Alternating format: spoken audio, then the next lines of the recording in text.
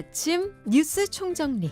여러분께서는 지금 생방송으로 진행되는 CBS 이철희의 주말 뉴스쇼와 함께하고 계십니다. 예, 말씀드린 대로요. 오늘 1부와 2부는 유승민 전 국민의힘 대표 모시고 얘기 나눠보겠습니다. 어서 오십시오. 예, 유승민입니다. 네, 우리 댓글창에 좋아하시는 분들이 많네요. 아유, 이 새벽에 고맙습니다. 저는 이제 한동안 정치 활동 안 하셨으니까 예. 조금 잊혀져 있을 것 같은데 안 그런 것 같은데? 진짜 보수, 보수의 희망, 뭐 보수의 품격 뭐 이러네요. 그래요. 그거 고맙습니다. 동원한 거죠, 이거? 제가 동원하지는 않았습니다. 아니 평소에도 우리 유승민 대표님 좋아하시는 분들 자주 들어와요. 아, 예, 예. 군대 갔다 오셨어요? 아, 그럼요. 예. 뭘로 갔다 오셨어요? 뭐 육군 병장 제대했죠. 병장 제대했어요. 예, 예. 저도 병장 제대. 예. 어디서 근무하셨어요? 저는 수도 경비 사령부.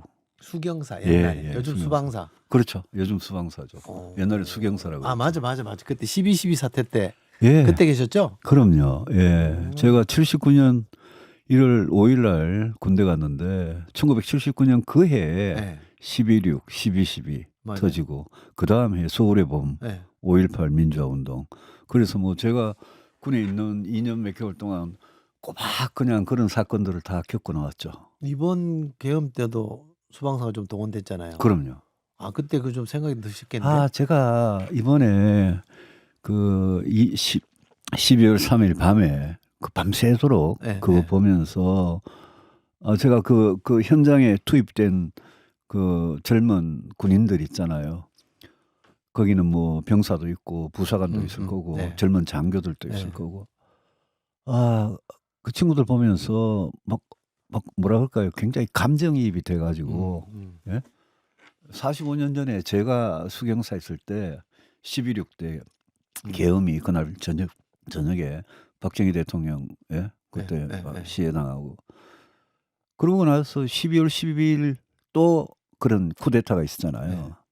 그러니까 뭐 수경사 있었으니까 당연히 계엄군으로 투입이 됐죠. 저도. 예, 그러니까 제가 저 젊은 군인들 보면서 막 너무 막 가슴이 아픈 거예요. 저 친구들이 마음이 어떨까. 다행히 그 젊은 군인들이 유혈 사태를 막았다고 생각합니다. 저는. 예.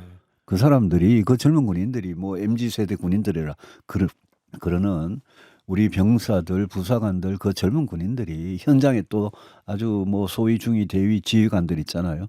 그 젊은 군인들 때문에 유혈 사태를 막을 수 있었다. 그 시민들하고 충돌해가지고 그렇죠. 예? 유혈 사태 일어났으면 어떡할 뻔했어요. 12.12 때 제가 12.12 쿠데타 아닙니까? 군사 반란.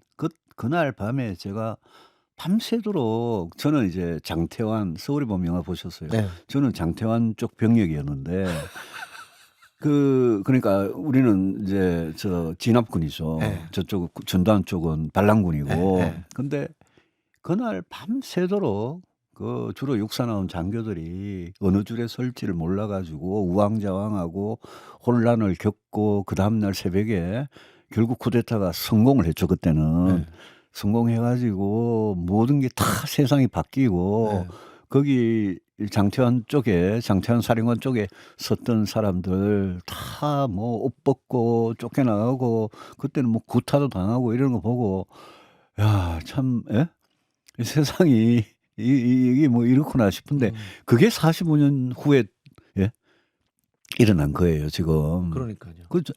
제가 제가 두 가지가 좀 그런데요. 하나는 이번에 대통령의 계엄 지시를 저항하지 못했던 장군들 있잖아요. 네. 특히 수방사령관, 특전사령관, 네. 방첩사령관 이 3인방. 예. 그 사람들이 진짜 제정신이라면 대통령이 계엄을 국방부 장관하고 대통령이 정상이 아니라 가지고 계엄을 지시를 하면 저항을 했어야 되죠. 항명을 했어야죠. 항명이라는 게요. 정당한 명령에 따르는 거고 정당하지 않은 명령. 얼마나 정당하지 않은 명령입니까 이게. 그거는 당연히 저항을 했어야 되거든요. 근데 그 사람들이 그 당시에는 저항 못 하다가 이게 내란이 실패하고 나니까 거의 일종의 뭐 그 내란 미수죠 이게. 네. 내란이 실패하고 나니까 그다음부터 뭐 야당 의원 유튜브에 나오고 국회에 나오고 언론한테 그러고 이러면서 예? 뭐 눈물을 흘리면서 어쩌고저쩌고 하는 거 모습 보고 야 저게 군인이냐. 아니 우리 그 박정훈 대령하고 한번 비교해 보세요. 그죠? 그리고 12.12 때 김오랑 중령이라고 맞아요. 네, 김오랑 네, 소령이었었던 네, 네. 특전사령관 비서실장. 네. 제가 김오랑 소령의 그 명예를 회복시키기 위해서 국회 국방에 있으면서 우리 이수석께서도 국방에 계시지만 제가 김오랑 중령 같은 분은 진짜 그 동상을 육군사관학교하고 특전사령관에 딱 세워놓고 후배들이 매일 그 앞에 지나가면서 보면서 아 저분이 12.12 쿠데타 때 예? 반란군이 맞서가지고 권총 한 자루 들고 맞서다가 온몸에 M16 예? 6발을 맞고 즉사하신 우리 선배다. 군인의 사생관, 군인은 저렇게 한다라는 거를 저는 꼭 좀 했으면 좋겠어요. 근데 이번에 수방사, 방첩사, 특전사 사령관들이 보인 이 행태는 너무 부끄러운 거죠. 그런 생각이 많이 들었어요. 김오랑 소령이 나중에 이제 중령으로 이제 뭐라 그러죠? 추소됐다고 이제 합니까? 아닌데. 이제 전사 네. 후에 음, 중령으로 이제 뒤늦게 음, 이제 처음에는 순직이었어요. 나중에 전사가 되고 그리고 음.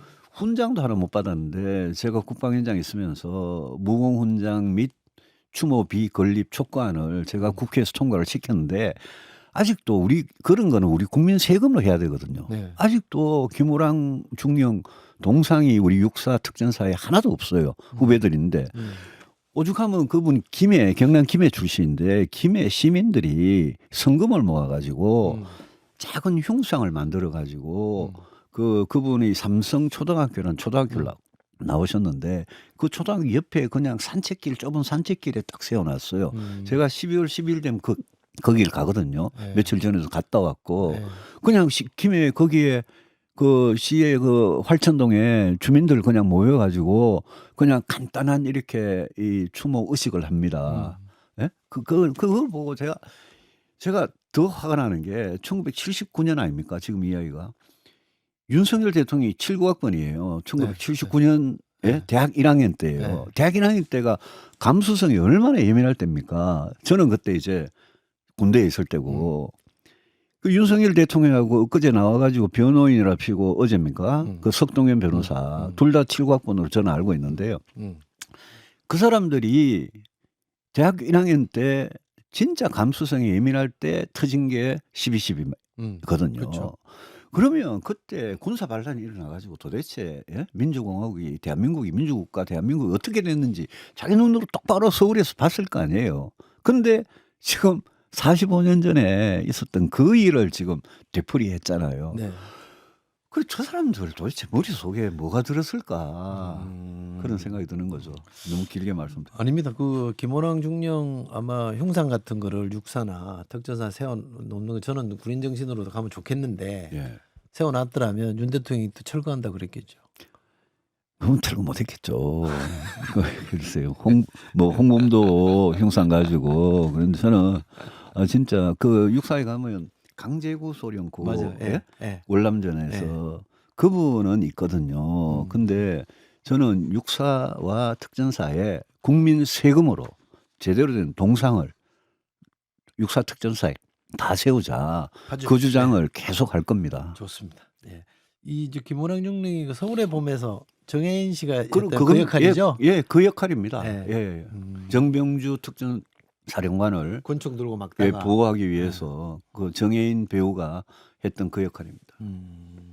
그러니까 이런 분들도 있고 이런 분들이 우리 대한민국 군인의 정신으로 딱 자리 잡아야 되는데. 그럼요. 그래서 예. 제가 그런 분의 동상뿐만이 아니라 앞으로는 육사, 해사, 공사, 예? 삼사 이런 장교들을 양성하는 기관에서 이 김오랑 중령 케이스를 잘 이야기를 하면서 앞으로 뭐 박정훈 대령 지금 1심이 1월에 어떻게 나올지 모르겠습니다만은 이 부당한 명령 또 반란 이런 데 저항했던 헌법을 지키고 민주주의를 지키기 위해서 저항했던 그런 군인들의 어떤 철학, 사생관 이런 거를 진짜 우리 사관 생도들한테 교육을 시키는 그래서 군인들은 절대 적을 향해서 총을 겨누지 국민을 향해서는 절대 총을 겨누지 못하도록 그게 평소에 그냥 머릿속에 꽉 박혀 있도록 만들어야 그러면 안 된다. 되죠. 그런 생각이 들죠. 그럼요.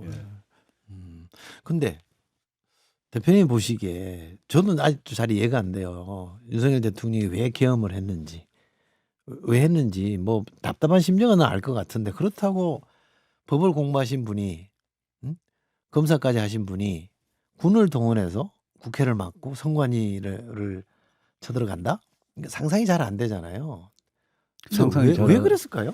아니요. 저는 그분이 평소 생각이 그랬을 거라고 평소? 예, 생각이 들고 저는 그런 사람을 대통령으로 잘못 뽑았다. 처음부터 제가 기억하시는지 모르겠는데 제가 2021년에 우리 후보를 뽑을 때 당내 경선할 때. 당내 경선할 때 저랑 뭐 윤석열, 홍준표 이런 분들 경선할 때 제가 윤석열 대통령 그때 후보가 왜 정치를 하는지 왜 대통령이 되려고 그러는지 준비가 돼 있는지 정책뿐만 아니라 그분의 어떤 여러 가지 철학이나 정신 자세나 이런 데 대해서 굉장히 뜨겁게 토론을 했습니다. 맞아요. 그때 네. 제가 든 느낌은 이 사람 정치하면 되게 위험하다. 저도 물론 뭐 이렇게 뭐 위헌적인 계엄이나 예? 이런 것까지 내란이나 이런 것까지 할 줄은 저도 상상을 못했죠. 당연히 예?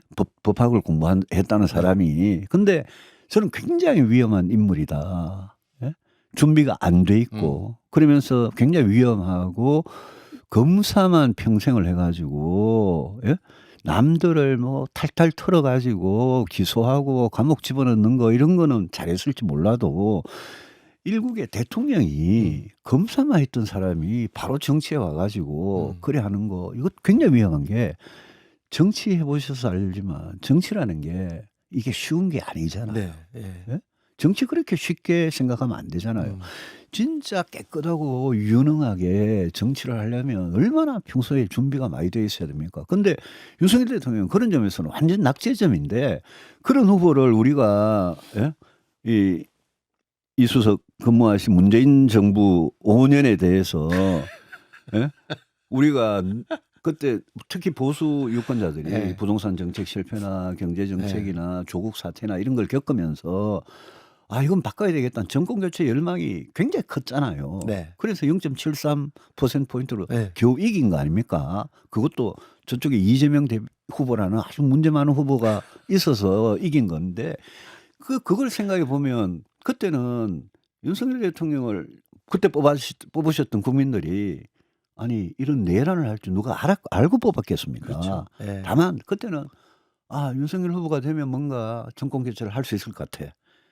문재인 대통령하고 문재인 정권 사람들 예? 우리가 적폐 수사 당하느라고 혼이 났는데 혼낼 수 있을 것 같아. 뭐 이런 굉장히 단순한 생각으로 우리가 대통령을 선출한 거 아니겠습니까? 그러니까 각 당의 후보를 선출하고 대통령을 선출하는 우리의 이 시스템 제도에 뭔가 문제가 없는지 봐야죠. 그때 경선에서 대표님이 지셔서 이렇게 된 거잖아요. 그 원죄가 있으신 거죠. 예, 뭐 그래 말씀하시면 제가 제가 뭐 할 말이 없습니다. 그나저나 저는 약간 좀 그 대한민국에 대한 저는 약간 진보 성향이라고 봅니다만 대한민국 이런 성취에 대해서는 약간 자부심을 갖는 그렇죠. 게 있거든요. 예, 그럼 근데 국정에 이 무속인들이 끼어드는 거 있잖아요. 예. 무슨 뭐 천공이니 예. 뭐 건진이니 예. 뉴스가 되잖아요. 드디어 계엄에도 무슨 이런 사람이 하나 끼어들었잖아요. 어디? 계엄 상황에. 예, 계엄 예, 예, 이 처음에 모의했다 그럽니까? 정보사령관 예. 전직. 아시죠? 저도 아는 사람이더만요. 저는 몰라요. 저는 국방위를 했기 때문에 제가 국방위를 훨씬 앞에 해가지고 저는 그 사람을 몰랐어요. 저는 저는 개인적으로 김용현이다, 뭐 네. 신원식이다 이런 사람은 제가 국방위원장 할 때 알았는데 그분은 몰랐어요. 근데 그분이 명리학을 해요. 점을 봐요. 그렇다대요. 뭐 점집을 점집에 했다고. 있었다고 그러대요. 그것도 너무나 황당해서. 창피하잖아요. 아니 그래 어떻게 파면 끝에 꼭 그런 무속 주술 이런 게 나오는지. 왕자 이거 있지 않습니까? 왕자. 그래 그것도요. 제가 정치판에 25년째 정치하면서요. 예? TV 토론하는 후보가 손바닥에 왕자를 써가지고 나오는 거는 아니 그거 자체를 그냥 웃어 넘길 일이 아닌 거죠.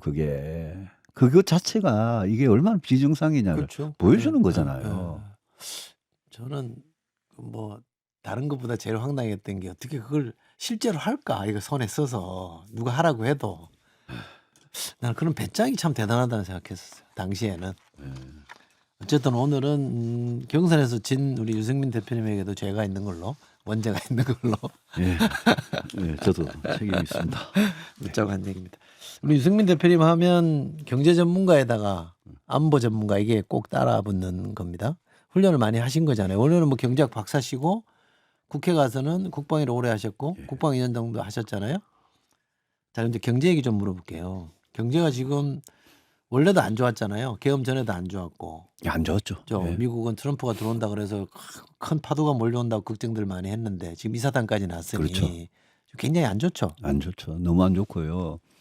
트럼프가 당선되기 이전에도 경제가 안 좋았는데 윤석열 대통령이나 이 정부는 경제에 대해서 몇 가지 어디 구석의 수치를 뽑아가지고 괜찮다고 계속 홍보를 했는데 네.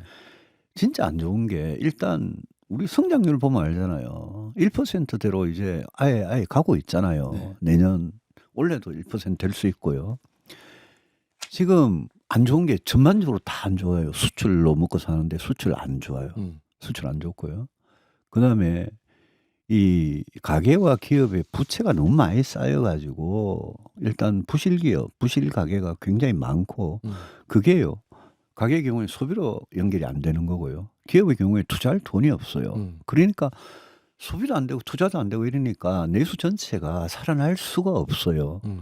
이건 굉장히 중요한 그거는 네. 고용으로 바로 이어지니까 그 우리 경제가 이 계엄 사태가 있기 전에도 굉장히 위험했는데 그 많은 국민들께서 아마 어제 금요일 그저께 목요일 환율하고 주가를 보고 정말 경악을 하셨을 거예요. 주가가 이틀 연속 엄청나게 빠져가지고 네. 지금 2,400 이제 무너지는 환율이요. 환율이 1,453원까지 올라갔었는데 네, 네. 이게 거의 뭐 이명박 정부 때 금융위기 난 2000 금융위기 직후인 2009년 네. 초 이후에 거의 한 16년 가까이 만에 처음 올라간 숫자인데 우리나라 기업들 금융기관들이 달러 빚 외화 부채가 굉장히 많아요.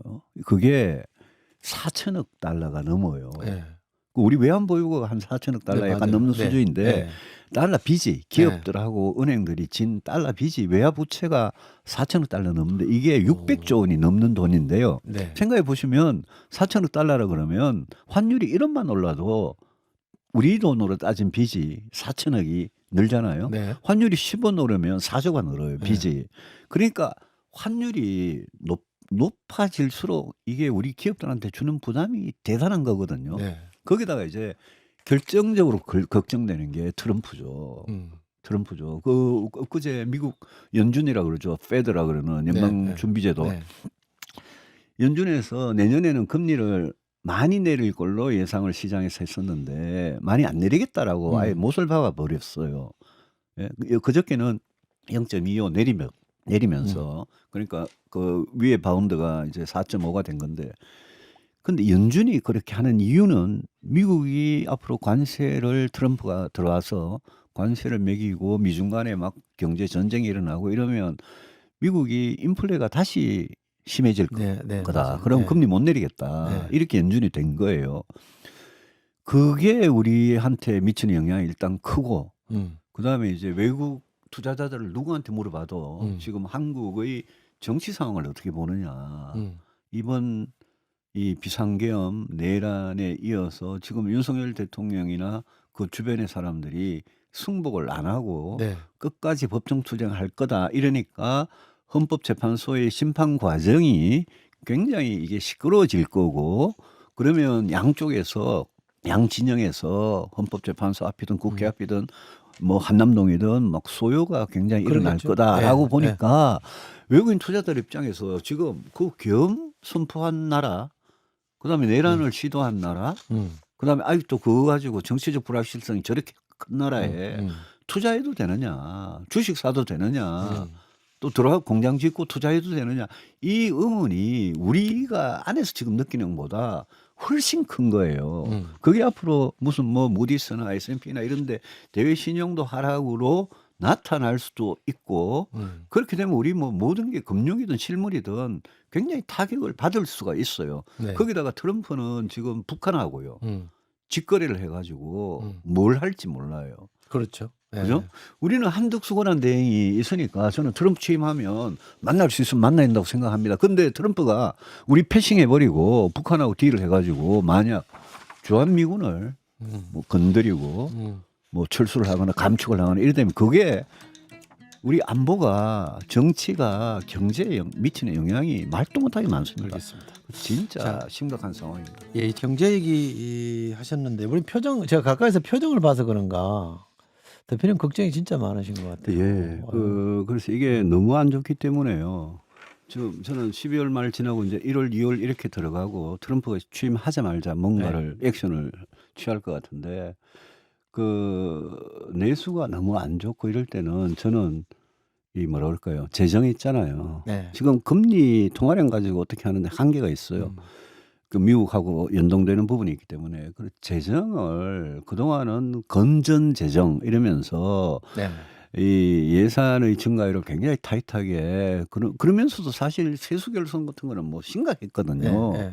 뭐 2년간 지난 2년간 뭐 80조 넘는 세수 결손이 있었으니까 그래서 제가 보면 감세 같은 거 이제 중단하고 연초에 저는 야당에서 그런 이야기 하지만 저는 뭐 사실 계엄이 이전부터라도 얼핏 그때 용산에서 한번 추경 이야기 나온데 추가 경정 예산 근데 그건 예산 심의 중에 추경 얘기가 나오니까 조금 앞뒤가 안 맞잖아요. 네. 근데 내년 초에는 저는 한덕수 권한 대행 체제에서 추가 경정 예산을 과연 해도 되느냐 할 수 있느냐 이런 뭐 자격이 있느냐 뭐 이런 시비가 있겠지만 저는 여야가 경제가 진짜 안 좋아지면 추가 경정 예산을 고민을 해야 된다. 물론 내년 예산 통과된 거 아주 조기 집행을 상반기에 하는 그거는 당연히 해야죠.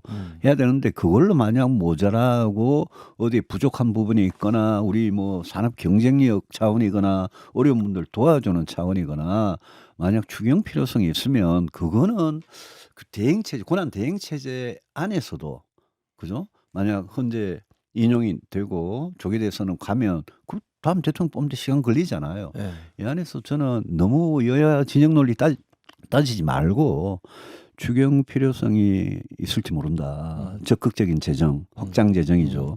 그 필요성이 있을지 모른다. 그런 생각까지 할 만큼 걱정스럽다는 거죠. 이재명 대표가 그런 말씀을 한번 하신 것 같은데 예. 저는 뭐 그런 생각에 좀 공감을 하는 편인데 되게 근데 여야가 서로 상대당이 먼저 주장하면 그냥 안 하는 쪽으로 일단 반대하는 쪽으로 근데요 이번 약간 관성이 있는 것 같아요. 이 위기를 굉장히 진짜 현명하게 안정적으로 극복을 해야 되는데 양국관리법 같은 거 있잖아요. 네. 농업사법이나 네, 이런 네, 거. 네. 저는 그거는 한덕수 권한 대행 보고 그거는 거부권 행사하시라 이야기를 했고 잘하신 것 같아요. 네. 근데 김건희 특검법이나 내란 특검법 있잖아요. 네. 저는 그거는 거부권 행사하면 안 된다고 생각을 해요. 저는 뭐 계엄 이전부터 김건희 특검 받으라고 주장했던 사람이니까. 근데 그거 말고 추경 같은 거 있잖아요. 네. 경제하고 관련된 거 이거는 제가 이재명 대표가 야 찬스다 이러면서 자기 하던 지역화폐 전 국민 25만 원 이런 거 지금 할 생각 하지 마라 이거예요. 예? 그런 거 하면 여야가 방금 말씀하신 대로 절대 합의할 수가 없어요. 그게 아니고 누가 봐도 예컨대 뭐 한국은행 총재나 기재부 장관이나 이런 사람이 이거는 꼭 필요합니다. 그 경제를 전문으로 하는 사람들이 이야기해서 여야가 반대할 논리도 별로 없는 누가 봐도 필요한 거 그런 예산 같으면 저는 추경할 필요가 있다고 생각해요. 그럼 될 가능성이 좀 있겠네요. 워낙 어려우니까 또. 워낙 어려워지면 네. 사람들이 그 논리에 수긍할 수밖에 없을 겁니다. 맞습니다. 그리고 기왕에 이제 그 권한대행 예. 대통령 권한대행 한덕수 총리와 관련된 얘기 하셨는데 헌법재판관 국회 추천 3명 가지고 해야죠. 해야 된단 말을 그러잖아요. 해야 됩니까? 당연히 해야죠. 네. 그 국회 추천 몫이고 네. 대통령 추천이 아니잖아요. 네. 그 대법원 추천이나 국회 추천은 저는 해야 된다고 생각을 합니다. 권한대행이 자기는 대통령 권한대행이지 무슨 뭐 국회나 대법원의 추천 권한까지 자기가 좌지우지하는 건 아니잖아요. 네. 그리고 지금 6명으로 지금 심리하는 게 그 무슨 뭡니까 그 방통위원장 때문에 6명이 심리하는 것도 가능하다고 헌재 스스로 궁색한 정당화를 했지만 법에도 7명이 심리하도록 돼 있고 네. 또 대통령 탄핵 관련은 6명 이상이 돼야 되잖아요. 그렇죠. 근데 동의가. 예. 근데 지금 6명을 그걸 임명을 못하게 하고 6명 체제로 계속 그냥 가면 예? 이게 기각될 수도 있을 거다라고 한 명만 기대를 반대하면. 예, 한 명만 예. 반대하면 기각될 수 있을 거다라고 대통령이나 우리 여당에서 그래 생각하는 거 그거는 일단 그거 자체가 저는 거대한 착각이다. 지금 내란 혐의자인데 착각이라고 생각하고 한덕수 권한대행이 그 헌법재판소 재판관 3명 빨리 하셔가지고 구인 체제로 심리하는 게 그게 당연히 맞고 정당한 거죠. 알겠습니다. 국민의힘 얘기 좀 예. 해보겠습니다. 지금 국민의힘 소속이시잖아요. 당연하죠. 예. 요즘 세간에는 국민의힘이 아니라 뭐 중진의 힘이다 또는 뭐 친윤의 힘이다 이런 식으로 이제 빗대서 약간 조롱조로 얘기하는 분들도 들어 있는데 되게 어쨌든 그 당에서 12명이라는 분들이 이 탄핵에 찬성을 해서 가결이 됐잖아요. 뭐 물론 반대하신 분들도 예. 있긴 합니다만 예. 그리고 어쨌든 자당 소속 대통령이 국회에서 그런 상황까지 갔으면 뭔가 좀 국민들한테 미안하고 송구해야 될 것 같은데 그런 느낌은 전혀 안 주시는 것 같아요. 마치 아무 일 없었다는 듯이.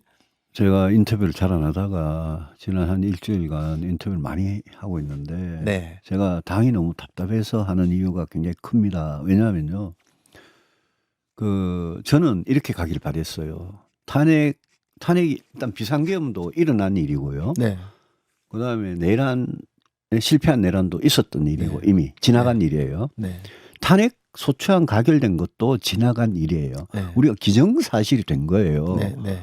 경제학의 매몰 비용이란 말인데 이게 음. 회복할 수 없는 비용이라는 겁니다. 음. 우리 지금 그거 가지고 붙잡고 있어 봐야 음. 그거는 이미 매몰 비용의 썬크 코스트라 그런 거는 이미 그거는 어떤 방법으로도 회복이 안 되는 비용이에요. 이미 네. 지나간 일이다 이거죠. 네. 근데 그 지나간 일을 붙잡고 아무리 자기가 탄핵에 찬성했다 하더라도 탄핵 찬성하면서도 양심 좀 찔렸을 거 아닙니까? 반대하면서도. 반대하면서도 네. 반대하면서도 네. 미안합니다. 반대하면서도 그러면 지금 이걸 기정사실로 지나간 걸 생각하고 국민이 바뀌었다라는 걸 받아들이고 헌재의 심판은 그거는 윤 대통령하고 변호인단은 맡겨두고 우리 당은 예? 이게 윤석열 대통령이 탄핵된 거지 보수 전체가 탄핵된 건 아니니까 우리 당은 이 잘못에 대해서 탄핵에 찬성했건 반대했건 잘못에 대해서 인정하고 국민들 앞에 사죄하고 국민들이 그 사과를 뭐 받아주겠습니까? 처음에 안 받아주더라도 거듭 사과하면서 보수가 어떤 길로 앞으로 나아가야 당장에 무슨 선거가 문제가 아니라 지금 보수 그냥 완전히 소멸될 위기니까 네. 2번 대통령이 연속 탄핵이니까 보수가 이건 진짜 망할 위기잖아요. 네. 그렇게 해야 되는데 당이 지금 가는 모습은 사과 한 번 없이 윤석열 대통령이 나는 잘못 없다. 내란 아니다. 거기에 그냥 당의 다수가 동조하는 식으로 가니까 아니 뭐 지역을 떠나서 진영을 떠나서 이거를 지금 우리가 진짜 이렇게 해가지고 이렇게 이런 입장을 가지고 이런 생각을 가지고 계속 당으로서 버틸 수 있느냐. 그거는 뭐 무슨 목사님이 하는 그 당하고 뭐가 다르냐. 우리는 이런 일을 저질러 놓고도 그걸 잘못이라고 하지 않는 당 그런 당으로 가는 거는 그거는 뭐 우리 전체 국민의 뭐 몇 %가 될지 몰라도 그 극소수 극우적인 그분들하고 괴를 같이 하는 당이기 때문에 저는 이거는 보수가 아니다. 이거는 어떻게 보수가 이럴 수가 있냐. 그래서 제가 제일 답답한 부분이 그 중진이란 분들이 뭐 이름은 이야기 안 하겠습니다만 저하고 전부 다 정치 같이 해왔던 분이고 그렇죠. 네. 그중 대다수는 8년 전 탄핵에 찬성한 분들이고 예? 그분들이 지금 와가지고 도대체 무슨 이유로 그분들 내세우는 이유가 이겁니다. 탄핵되면 이재명한테 갖다 바친다. 탄핵 때문에 우리 대선 진다. 뭡니까? 그 탄핵 반대할 때 그 명분이. 그럼 대통령이 지금 물러나면 이재명한테 갖다 바친다. 어떻게 이재명한테 갖다 바칠 수 있느냐 이거잖아요. 근데 착각하는 게요. 8년 전에 우리가 탄핵에 찬성해서 이렇게 된 게 아닙니다. 보수가. 탄핵은 잘못을 저질렀으니까 탄핵 받는 거죠. 근데 탄핵을 당하고 나서 그다음부터 보수가 정신 못 차리고 혁신을 못 했기 때문에 그 줄줄이 우리가 선거에 진 겁니다. 지금 똑같은 코스로 또 가려고 그러는 거예요. 그래서 제가 옛날부터 이 당에 있으면서 제가 야당으로 김대중 노무현 정부 때 야당으로 정치를 시작했는데 그때는 저도 최전선에서 싸우던 투사였습니다. 그때는 정말 김대중 노무현 정권의 김대중 노무현 정권 그 10년 그 실정에 대해서 신랄하게 비판하고 누구보다도 앞장서 싸웠는데 우리가 여당이 되고 이명박 박근혜 정부가 들어서서 하는 걸 보니까 야, 이렇게 하려고 우리가 집권을 했냐. 이 반성이 들어서 제가 여당 되면서 보수가 바뀌어야 된다. 개혁 보수 나가야 된다라는 생각을 진짜 확신을 하게 되고 그걸 갖고 지금 십몇 년째 계속 떠드는 겁니다. 근데 이번에도 보면 완전히 45년 전으로 돌아가려고 그러잖아요. 이번에 그러면 쿠데타가 만약 내란이 성공을 했으면 그럼 전부 다 우리 45년 전에 전두환 정권에서 했던 식으로 그렇게 갈 겁니까? 우리 당이? 어떤 분이 저한테 그러더라고요. 사석에서 그 당에 속해 있으신 분인데 저는 국민의힘이라고 해서 들어왔는데 알고 봤더니 민정당이 입디다 이러던데 계엄 때문에 민정당이 돼버렸다는 거예요. 그래서 굉장히 좀 씁쓸하게 말씀하시던데 근데 그 당에 계신 분들 정치를 오래 하신 분들일수록 더 저희가 볼 때는 민심 체감도가 좀 떨어지는데 근데 그분들이 또 맨날 지역구 얘기를 하시잖아요. 우리 지지층 여론은 안 그렇다. 이렇게 자꾸 말씀을 반복해서 하시고 그 사람들의 뜻을 우리가 존중해야 결국 나중에라도 뭐 해볼 수 있는 거 아니냐. 뭐 본인들 재선 포함해서 그렇게 말씀하시는 건 어떻게 보세요? 그것도 말이 완전히 맞지가 않죠. 왜냐하면 우리 지지가 제일 높은 대구 경북 예를 한번 들어봅시다. 그럼 대구 경북의 시민들이 지금 이 계엄과 위헌적인 계엄과 이 헌법 파견이 이 내란에 대해서 대구 경북 그러면 사람들은 그래 군인들 경찰들이 총칼 들고 가가지고 때려 부수고 그래도 돼 그렇게 생각한다는 거잖아요. 그 사람들은. 근데 그거는 대구 경북 사람들 모독하는 거죠. 저는요 대구 경북 분들한테 이거 잘못된 겁니다. 대구 경북에서 이거 잘못됐다고 외쳐주셔야지 우리 시민들 당원들이 그렇게 말씀해 주셔야지 이 대구 경북의 25명 국회의원들이 정신 차립니다. 그 대구 경북의 25명 국회의원들 제 후배들도 많고 하지만 이번에 말하는 거 보십시오. 예? 아니 그래가지고 앞으로 정치할 수 있겠어요. 근데 그거를 저 수도권에 계시면 대구 경북은 무슨 뭐 이상한 뭐 외딴 다른 나라 같이 생각하시는 경향이 있는데 안 그렇습니다. 거기에 약간 극우적으로 생각하시는 분들이 좀 많죠. 조금 딴 지역보다. 뭐 그거는 호남에 가서 극자로 생각하는 분이 많은 거하고 비슷한 거예요. 그렇지만 건전한 상식을 가진 다수 시민들은 안 그렇기 때문에 지금 당원들 시민들 핑계대고 탄핵에 반대하고 우리는 끝까지 이 길로 가야 된다라고 주장하는 사람들은 그거는 진짜 당을 쪼그라들게 하고 망하게 하는 겁니다. 저는 대구 경북 분들한테 이런 이야기를 그대로 하면서 여러분들이 바뀌어야 보수가 진짜 건전하게 바뀐다라고 말씀을 계속 해왔고 앞으로 계속 할 겁니다. 알겠습니다. 그런데 제가 좀 질문 드리고 싶은 것은 요즘 표현을 하면 윤석열 대통령은 법에 나오는 표현이 있대다만 내란의 우두머리잖아요. 과거는 뭐 수개라고 했던 걸 한국말로 바꿔서 우리말로 바꿔서 우두머리라는 표현을 쓰던데 우두머리죠. 사실 사실 개혁보수하면 유승민 다른 말로 하면 개혁보수의 우두머리신데 저 당을 저렇게 내버려 두실 거예요? 아니면 뭔가 바꿔보려고 하실 거예요? 저는 정말 바꾸고 싶고요. 네. 이 당을 바꾸고자 하는 열망이 저는 뭐 엄청 강하고 이 당 안에 의식이 있는 이번에 찬성한 12명에다가 그러니까요. 기권 무효표 던진 11명까지 합치면 23명이잖아요. 23명 되더만요. 저는 그게 작은 숫자가 아니라고 생각합니다. 지금 뭐 소돔과 고모라에 뭐 10명의 의인 이야기도 하고 이순신의 12척의 배 이야기도 하지만 저는 바뀔 수 있다고 생각을 하거든요. 제가 이 지금 당의 모습, 이 당의 모습이 이게 완전히 망하는 코스로 가는 건데 저는 우리 당원들하고도 또 다르다고 생각해요. 의원들은요 총선 지난 지 몇 달 안 돼가지고 임기도 네. 아직 많이 남았고 네. 또 뭐 이재명이 대통령 돼도 뭐 다음 총선에 가면 내가 공천만 받으면 되지 이래 생각할지 몰라요. 네. 근데 우리 당원들은 굉장히 보수적인 생각을 갖고 계시더라도 우리 당원들은 정권을 뺏기는 데 대한 두려움, 이재명 대표가 대통령 돼서는 안 된다는 걱정 이게 굉장히 큽니다. 그 그럼 당원으로서는 그럴 그분들한테 수 그 있죠. 당원들한테 이대로 가면 지는데 이대로 가면 우리 갖다 바치는데 무슨 소리 하십니까? 예? 이건 잘못된 걸로 하고 윤석열 대통령 탄핵에 대해서는 우리가 선을 확실하게 그어야 됩니다. 라고 이야기하면 아니 상식적으로 이해하지 않겠어요? 지금 예상대로 하면 지금 윤석열 대통령이 뭐 지금 법정 투쟁도 하고 뭐 무슨 서류 수령 자체부터 지금 거부하고 어쩌면 또 길거리 투쟁까지 나설지 모르겠는데 탄핵은 가결 인용된다고 보고요. 헌재에서. 그러면 이제 대선이 뭐 봄쯤 아니겠습니까? 그죠? 5월 6월쯤으로 많이들 예상을 하는데 그렇게 되겠죠? 예. 안 달라지겠죠? 엉뚱한 대로 안 가겠죠? 그 검찰 경찰이 네. 내란죄 수사를 어떻게 하느냐도 큰 변수 같아요.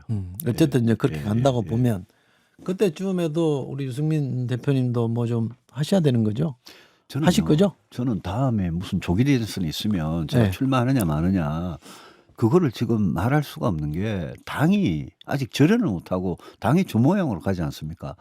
당이 주모양으로 가고 있는 거를 막 막겠다고 앞장서 가지고 할 수 있는 사람이 지금 몇이 없습니다. 중진들까지도 그러고요. 투재선들은 지금 눈치 보고 탄핵 찬성하는 의원들은 지금 거의 뭐 왕따 당하고 말도 못하는 분위기라면서요.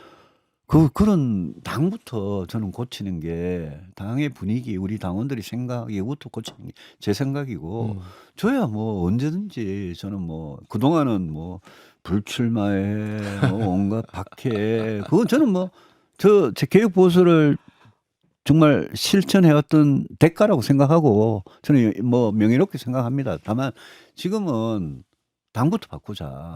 거기에 뭐 제 모든 노력을 집중을 하고 싶습니다. 당에 좀 개혁적인 분들하고 소통을 하십니까? 예, 연락도 하고 뭐 1대1로 만나기도 하고 조용히 뭐 그분들 이번에 또 젊은 의원들 뭐 울산의 김상우 의원이나 김혜지 의원이나 이런 분들 또 뭐 제가 좀 중심 잡고 잘 버티라. 너가 했던 행동은 옳은 행동이다. 그런 격려도 하고 뭐 그러고 있어요. 그런 격려가 좀 힘이 될 거예요. 아 그럼요. 네. 예. 많이 안에서는 고달프잖아요. 힘들고. 고달프죠. 따시키고 이러니까. 8년 전보다 더 고달파요 지금. 네. 그러니까. 예. 혹시 뭐 비대위원장 해달라는 요청 없습니까? 전혀 없습니다. 전혀 없어요. 예, 전혀 없습니다. 충분히 생각해 볼 수 있는 해법인데 가장 나이스한 해법 아닌가? 전혀 없습니다. 그래요? 예.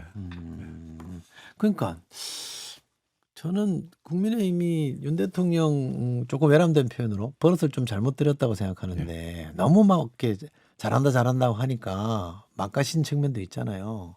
당에서 브레이크를 걸 땐 걸어줘야 되는데. 당연하죠. 근데- 당에 아무것도 못했죠. 근데 그분들이 여전히 당의 주류로 예. 당권도 잡으려고 하는 것처럼 보이는 게 좀 아니 이상해요. 홍준표 시장 같은 분은 그거 뭐 코를 받고 그 뭐 완전히 아부만 열심히 하다가 지금 와가지고 딴소리 하고 있잖아요. 그러니까 이게 우리 당이 그냥 수평적 당정 관계라는 게 무슨 대등하게 대통령의 권한을 침해하라는 소리가 아니라 대통령이 많은 코스로 가고 있는데 그동안 당이 뭐 했습니까? 그래서 저는 우리 당이 진짜 책임이 있다고 생각합니다. 이번 사태에 대해서. 왜 그걸 막질 못했어요. 11월 7일 날 우리 윤석열 대통령 기자회견 기억하시죠? 네. 2시간 넘게 한 거. 네. 제가 그 전날 내일 기자회견 잘못하면 이거는 마지막이다. 끝이다. 라고 제가 이야기를 했어요. 근데 그 다음날 기자회견 2시간 넘게 제가 보면서 가슴이 답답한데 기자회견에서 언론에서 아무도 주목하지 않는 말이 있었습니다. 김건희 여사 특검법에 대해서 그 특검이 위헌이다라고 아주 길게 장황하게 주장하면서 뭐라 그러셨냐 하면 헌법을 수호해야 할 책임 그게 대통령한테 있다. 그 말씀하고 이어서 하신 말씀이 궁극적으로 헌법을 수호하는 것은 국민의 저항권이다. 예? 이렇게 말씀하죠. 이제 국민의 저항권이라는 말을 제가 그분 입에서 듣는 순간, 대통령 입에서 듣는 순간, 저분이 국민의 저항권이란 말을 아나? 국민의 저항권이 궁극적으로 대통령의 헌법 수호 책무보다 더 높은 상위의 개념이라는 걸 우리 헌법에는 시민의 저항권이라는 표현은 없어요. 그런데 시민은 저항권을 갖고 있습니다. 네. 이번에 봤잖아요. 네. 12월 3일 날. 그게 발의된 거예요. 거의 한 달 전에 자기가 그냥 무심코 툭 나온 이야기 같아요. 국민의 저항권이라는 말이. 저는 그 말이 제 머리에 확 꽂혔어요. 그래서 뭐 언론에 아무도 주목 안 해주던데 저는 저분이 헌법이 준수해야 될 책임 거기 플러스 국민의 저항권 그게 이번에 거꾸로 거기에 예? 지금 심판을 받고 있는 거죠 그분이. 그래서 헌법재판소가 아까 뭐 조기 대선 이런 이야기 하셨는데 헌법재판소가 충실하게 휘둘리지 말고 해야 되고 저는 알겠습니다. 원래 네. 법원이나 헌법재판소의 어떤 결정이나 이런 데 대해서는 정치인이 너무 입을 갖다 대는 거는 그건 좀 안 맞다고 생각합니다. 알겠습니다. 자, 저희가 1, 2부를 터서 유승민 전 대표랑 인터뷰를 진행했는데 시간이 뭐 순식간에 지나갔습니다. 오늘 여기까지 하겠습니다. 대표님 고맙습니다. 예, 고맙습니다.